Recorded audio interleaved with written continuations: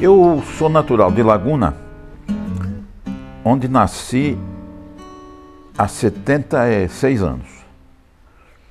E vim morar aqui, jovem ainda, resido em Florianópolis há 56 anos.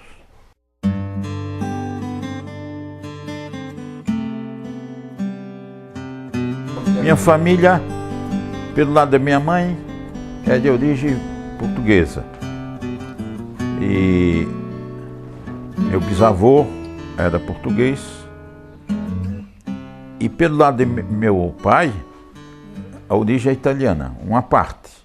E pela parte da minha avó, é portuguesa também, açorianos do Rio Grande, São Paulo. Eu também sou descendente de açorianos pelo lado da minha mãe, dos primeiros casais que vieram para Santa Catarina, estabeleceram aqui na ilha, né? Essa é a origem da minha família.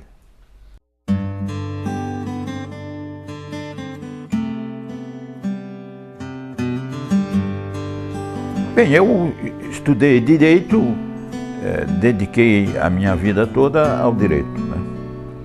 Que ainda exerço como advogado. E quanto à profissão, fui servidor do Estado, fui consultor jurídico do Estado, ocupei vários cargos nessa área e advoguei sempre. Depois, em 1984, fui nomeado desembargador do Tribunal de Justiça de Santa Catarina, funções nas quais me aposentei.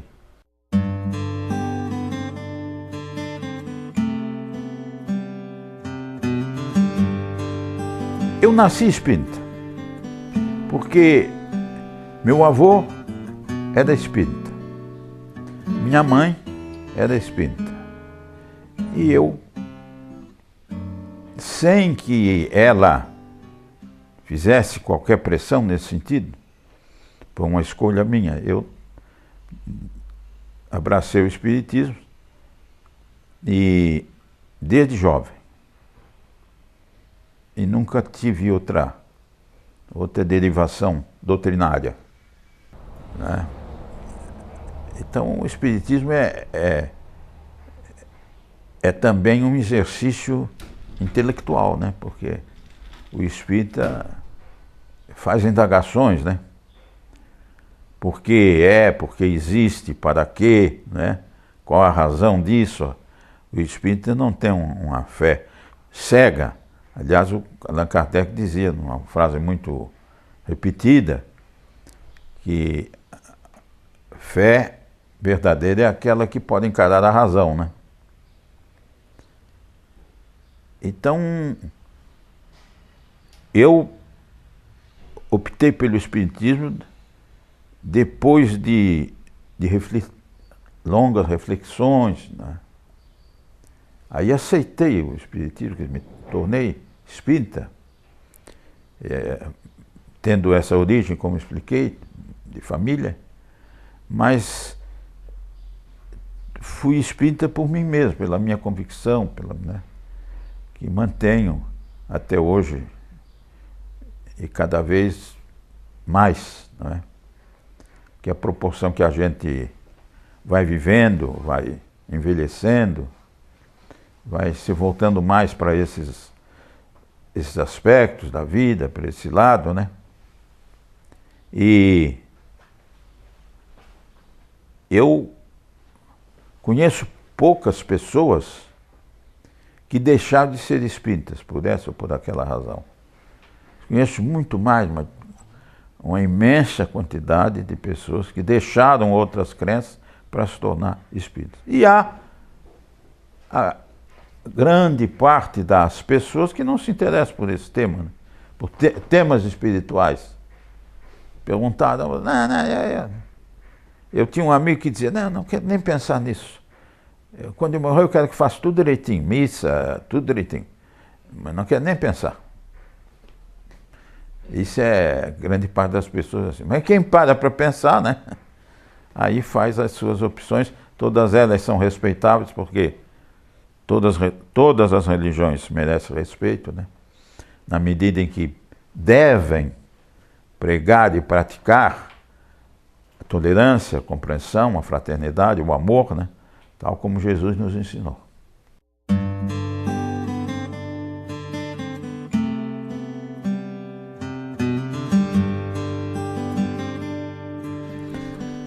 A minha atuação no Espiritismo, como eu expliquei, começou como fundador e presidente da Juventude Espírita de Laguna. E depois vim para cá, sempre fiz palestras, né?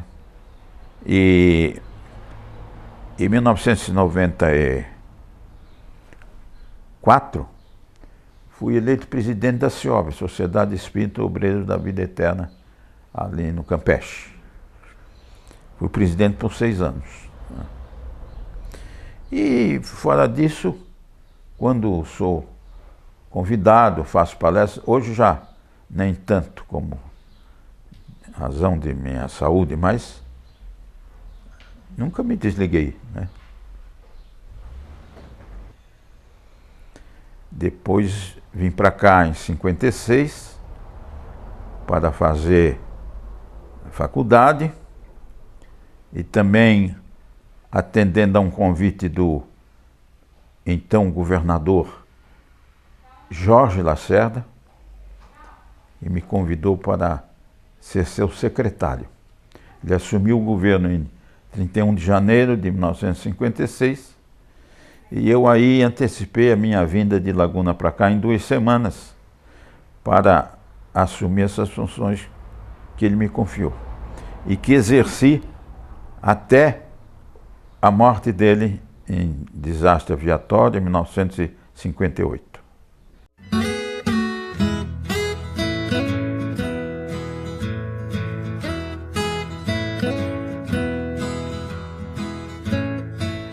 O primeiro centro espírita de Santa Catarina foi fundado em São Francisco do Sul, né? E o segundo em Laguna e o terceiro em Florianópolis. Os 3 ainda existem, né? E o de Florianópolis é o Amor de Humildade do Apóstolo, ali na rua Marechal Guilherme. Mas hoje há centros espíritas por todo o estado, né?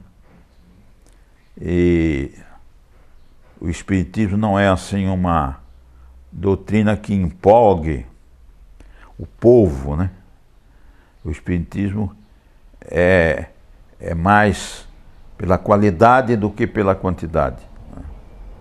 Quem é espírita sabe por que é espírita e não é uma crença assim que a pessoa simplesmente herdou assim, e pratica por imitação ou não pratica, né, e sobre a qual nunca refletiu, nunca parou para pensar, né, professa porque o pai era, a mãe era, o avô, o bisavô, e ele é também, mas sem maiores indagações.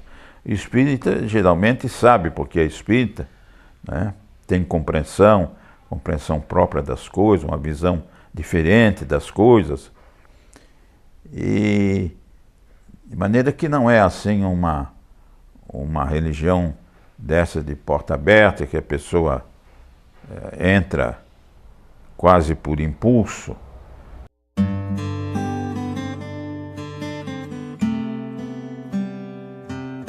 Não se tem ideia da diversidade dos poderes mediúnicos, né? Das faculdades mediúnicas. Não se tem ideia, porque clarividência, audiência, psicografia, e cada uma dessas modalidades tem nuances, né? Tem variantes, tem determinadas características. Então você às vezes se depara com um fenômeno que você não consegue classificar dentro daquela classificação tradicional. E eu sempre digo que se a parapsicologia fosse conhecida há séculos, grande parte dos santos não seria santo, porque teriam sido não autores ou beneficiários de milagres, mas meros agentes de fenômenos parapsicológicos, né? ou fenômenos espíritas na nossa nomenclatura. Porque a parapsicologia explica tudo. Para tudo tem uma explicação, mas para nem tudo. Eu tinha um amigo que morava no Estreito, que estava no portão da casa dele e passou um vizinho. O vizinho o cumprimentou, um rapaz. Como cumprimentava sempre, não eram amigos, mas davam-se. Ele respondeu o cumprimento e tal. E o vizinho foi embora. No dia seguinte, ele soube que esse rapaz tinha morrido em Porto Alegre na véspera. Então, que fenômeno foi esse? Pergunta-se para a psicologia. Transmissão de pensamento não foi, porque ele estava morto, né? Segundo a parapsicologia. O que foi? Visão à distância, mas o vizinho viu ele andando e ele estava morto. Então, são fenômenos que só o Espiritismo consegue explicar. São variações da mediunidade, né? E a ciência vai chegar lá, isso aí não tem. A ciência oficial vai chegar lá. Vai demorar, não é para a nossa geração, mas vai chegar. Porque você vê, por exemplo, um dos postulados da doutrina espírita é a pluralidade dos mundos habitados, né? Hoje a ciência oficial ainda nega, mas de vez em quando aparecem os cientistas dizendo pode ser, né? E é claro que existe outros mundos habitados, outras humanidades, né? Isso é muito mais lógico do que você imaginar que a vida está concentrada num grãozinho de areia, né, que é a Terra, perante a vegetação cósmica, né, que você tem milhões de mundos, de galáxias, de estrelas, de constelações, corpos celestes, e nesta coisa grandiosa, só a Terra teria o privilégio da vida. Então a ciência vai chegar lá.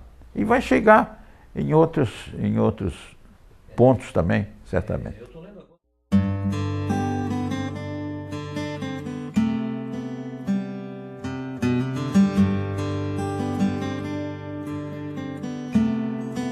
A juventude é uma fase da vida de muita inquietação, né?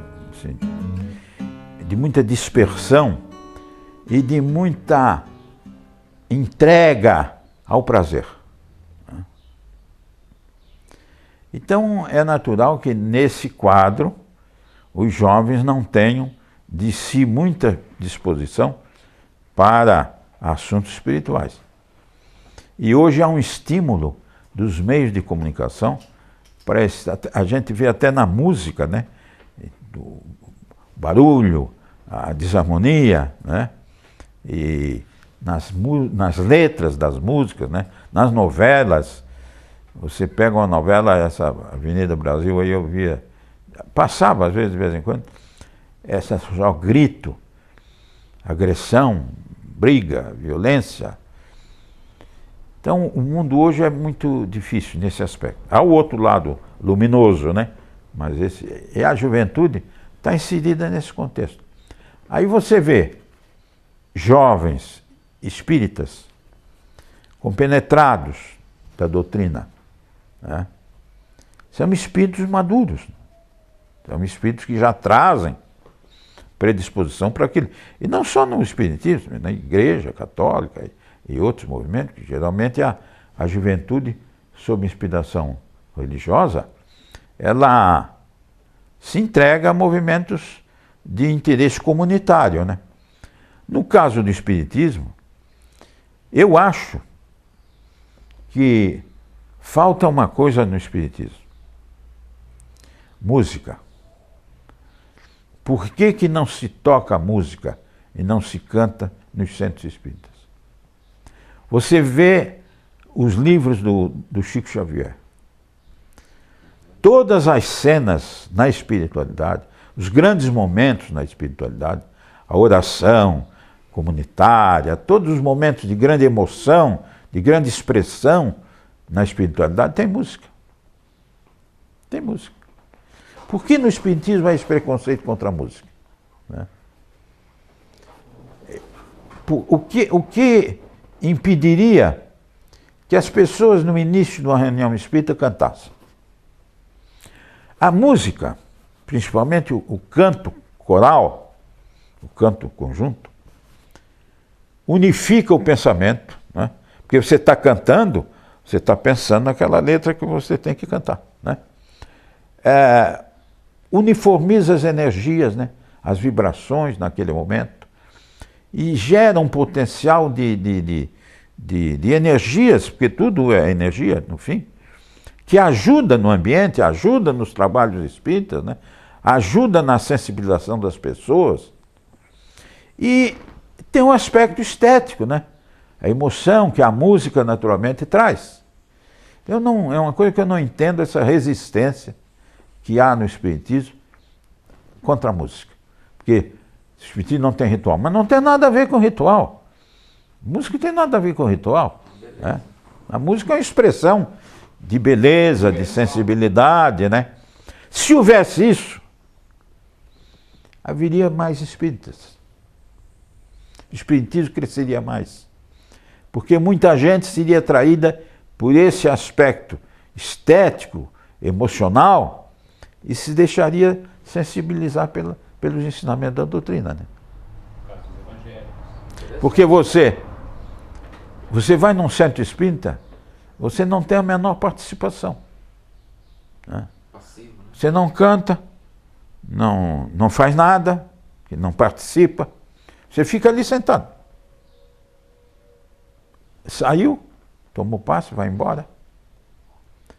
Aquelas seitas protestantes americanas, a gente vê quando acaba o culto, o pastor está na porta, né? Apertando a mão de um por um. Ele estabelece um vínculo, né? A pessoa às vezes quer conversar, né? Tem necessidade de conversar. E por que não se canta no espiritismo? Eu sou absolutamente a favor de que se cante, né? Que se iniciar a palestra com um canto, né? E depois no final um outro canto.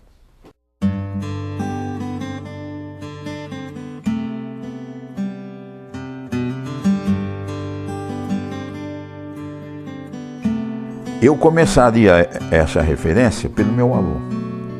O meu avô era médico e foi o primeiro médico que abraçou o espiritismo em Santa Catarina.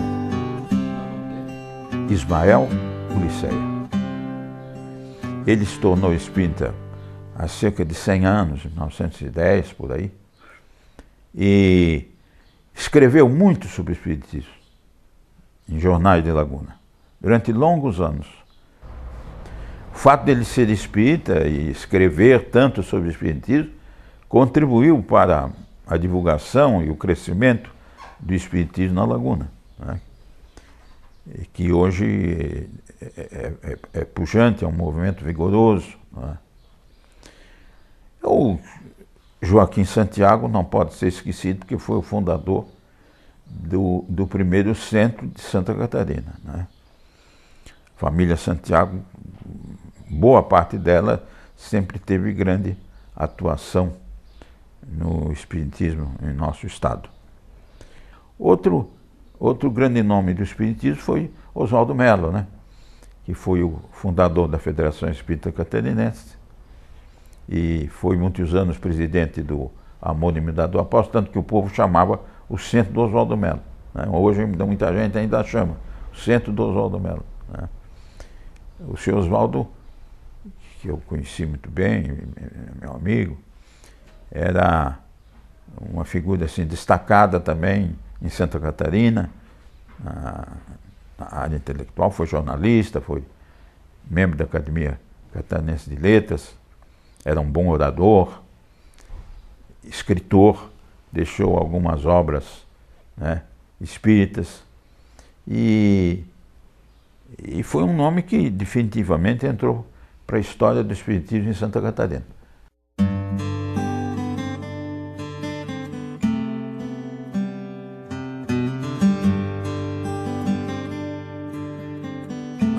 Você vê uma casa aberta, um templo, você entra, estão cantando, tocando órgão. É uma coisa que sempre atrai. Música, né? Canto. E um sujeito lá na frente, com a Bíblia aberta, né? Falando em salvação, inferno. E o que é que acontece? O sujeito acaba ficando ali, né? Preso pelo medo, né? Pelo medo, porque as religiões, de modo geral, pegam as pessoas pelo medo, né? O inferno é o inferno, né? Tem pecado, vai para o inferno, né? Não vai ter salvação. A ideia de salvação é um instrumento de medo, de intimidação, porque todo mundo quer se salvar, né? Então, o Espiritismo não tem isso. Não tem um livro que você pode pegar, né, e dizer a verdade toda está aqui, né? Se tu pega a Bíblia, não discute, lê e não discute. Pode ser o maior absurdo. Você vê, o Jonas, por exemplo, viveu 3 dias na barriga de uma baleia, né, de um peixe grande, porque a Bíblia não diz que é uma baleia, que é um peixe grande, e teve vagares para compor uma poesia muito bonita, uma oração que está na Bíblia também, né? 3 dias depois ele foi devolvido pelo peixe intacto. Então, quem raciocina não acredita nisso, né? Em tantas outras coisas. Como Elias subindo ao céu num carro de fogo, é um negócio que impressiona.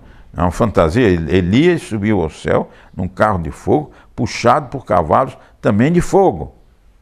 Então, é um negócio que você ou não acredita, ou você aceita sem discutir.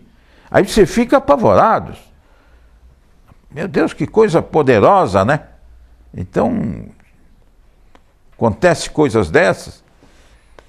O Espiritismo não é diferente, né?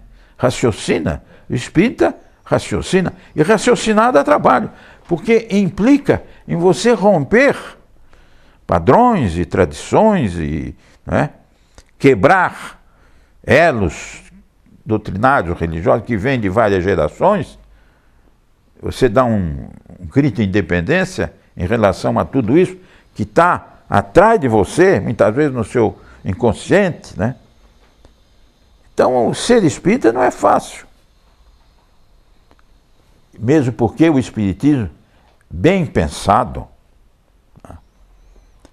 é uma coisa que assusta.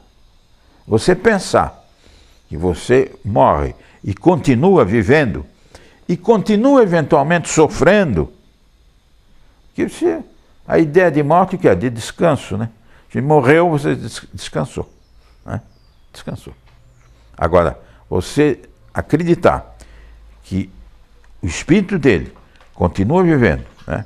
Que ele conserva impressões dessa vida de natureza física, inclusive, que estão gravadas no seu perispírito, que é matéria, né? É uma forma de matéria. O sujeito sofrer, o sujeito ter que pagar, né, por coisas que fez, isso apavora também. Então a pessoa fica também assustada. É preciso muita firmeza na fé e muita independência intelectual para o sujeito enfrentar isso e dizer, não, isso aí está tudo errado. Eu vou seguir esse caminho, que é o caminho que eu estou vendo, que é de acordo com a razão, né, com o bom senso. Porque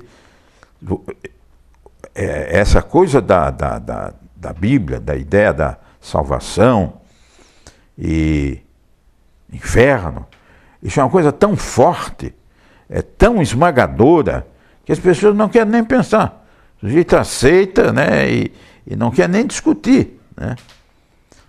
Mas se você for imaginar Deus assim, você não pode acreditar em Deus, né?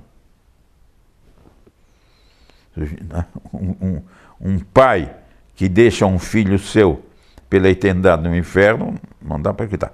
Os católicos, oficialmente, já têm uma posição mais evoluída do que os evangélicos. Os evangélicos Principalmente uma certa corrente deles, não quer nem saber, você não quer aceitar Jesus, você aceita Jesus. Aí você está salvo. Se não aceitar Jesus, você está no inferno. Os católicos hoje já mudaram um pouco, não os católicos, mas a doutrina da igreja, porque o catecismo romano, o novo catecismo romano, que foi publicado há uns 15 anos, eu tenho aí, ele diz que o inferno não é um lugar. O inferno é um estado. É uma condição pessoal. O inferno é a privação de Deus, ele diz isso, não é um lugar. Mas não é o que o povo católico acredita, né? Toda a representação pictórica do inferno é de um lugar, né? Onde Deus está sentado no trono, o céu, né? Deus está sentado no trono e os querubins, os anjos, os serafins, tocando trombeta, tocando harpa, aquilo pela eternidade, que é uma coisa monótona, já pensou? Né? É a concepção, é a concepção geral. Mas os católicos, já, oficialmente, já dizem que não é isso, não é um lugar. É um estado. Isso é uma meia-verdade, porque é um estado, mas onde a pessoa está para viver esse estado? Né? Em algum lugar, porque o espírito é uma realidade, não é uma abstração, a alma é uma realidade, os católicos também dizem isso. Né? Onde é que essa alma para? Onde é que ela está para experimentar essa sensação de felicidade? Né? Outros não, é a morte eterna. Se a morte eterna é ótimo, né? Porque a morte o quê? É a insciência. É como você ter um sono profundo, né? Acorda de manhã, alguém diz, pô, vi essa trovoada essa noite? Não vi nada. Né? Não vi. Deu trovoada? Deu. Vento? Não vi nada. Quer dizer, então, a morte eterna seria o quê? Seria o esquecimento, né? Que é uma boa também, né? A gente poder dormir pelo resto da eternidade, não sente mais nada, não tem mais nenhum sofrimento, nenhuma aspiração, nem nada. Então não é ruim a morte eterna, né? Na concepção deles. O fato é o seguinte, e se nós não acreditássemos no Deus em que acreditamos, não tínhamos como aceitar coisa nenhuma. Né? Porque um Deus que se vinga, né? Um Deus, esse não dá para aceitar, né?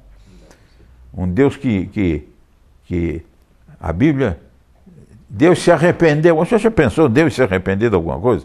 Né? Deus se arrependeu disso, se arrependeu daquilo. Né? E se vinga, amaldiçoou, né? Matou, ordenou matanças, milhares morreram nas matanças que Deus teria ordenado. A saída dos egípcios, a saída dos hebreus do Egito, você lê a Bíblia. Eles estavam em fuga do Egito, em fuga. Quando o Senhor fechou, primeiro abriu o Mar Vermelho para eles passarem. Eles já estavam indo embora, quando o Senhor matou todos. Agora você vê, um policial, se ele atira num ladrão, está fugindo, ele vai ser responsabilizado. Né? Como é que Deus matou aquele povo todo que já estava fugindo? Já estava indo embora. Né? Então são coisas que não se pode aceitar. Isso só um pequeno exemplo, né? Começar por Adão e Eva e outras coisas tais, né? São simbólicas, são metafóricas, mas que as pessoas têm como... Né?